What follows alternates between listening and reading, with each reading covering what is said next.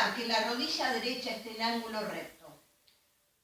L'àrea d'esports de l'Ajuntament de Vandellòs i l'Hospitalet de l'Infant i les entitats esportives locals s'adhereixen a la commemoració del Dia Mundial de l'Activitat Física previst per al pròxim dilluns 6 d'abril. Des d'avui, 3 d'abril, les entitats locals es proposaran reptes esportius mitjançant a través de les seves xarxes socials i grups de WhatsApp. La idea és no només potenciar l'activitat física a casa, sinó també aquesta estada a casa per aquests dies de confinament, fer-los d'una manera més entretinguda. Nosaltres ja estem preparats, així que us hi esperem.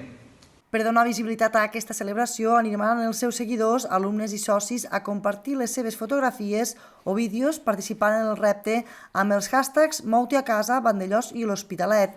Cada entitat explicarà com volen que els facin arribar aquest material gràfic en les seves xarxes socials o missatges de WhatsApp. La idea és que cada entitat pengi les imatges i vídeos rebuts en les seves xarxes socials o canals de comunicació i que tant l'Ajuntament com la resta d'entitats comparteixin les publicacions i facin xarxa per reforçar els vincles de la comunitat.